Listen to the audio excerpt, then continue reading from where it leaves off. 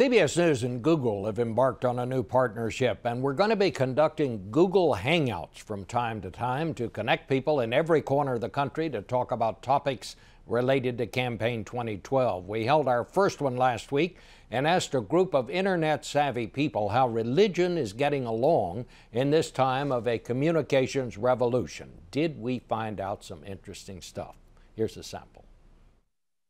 What is going on with religion these days in the age of the internet? And I'd say it's actually thriving. I think that especially evangelicals, Christians in general, take up forms of new technology and they run with it. Part of the thing we're talking about is not just connecting a congregation or a set of like-minded individuals one day a week, but how do we do that 7 days a week? So I think it kind of creates this shift from the mega church to what we call a giga church concept of staying connected to these mobile devices. We knew that so many Jews weren't walking into bricks and mortar institutions, so this was a way that we could really bring Judaism to people where they were. We actually run ads on Google only when we have services that are going on, but those ads that we run are for things that would not be typical. We're basically running ads on things like people that are searching for naked ladies in a way to connect with someone in the privacy of their home or their business when their motives or their thought processes might not be all that pure.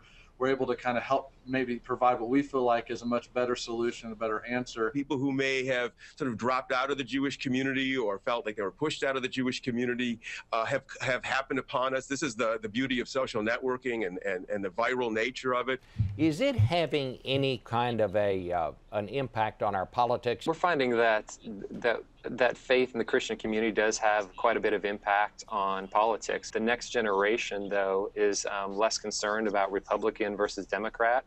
They're more willing to reach kind of across the aisle and try to say, how do we enact change, whether that comes through the government law or how do we just enact change outside of that? As Martin Luther used to say, I'd rather be governed by a wise Turk than a stupid Christian.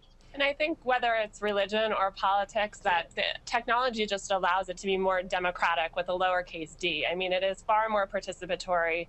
It is allowing for conversations. People who used to not have a microphone now have one. To watch the whole hangout, go to our Face the Nation page on Google+.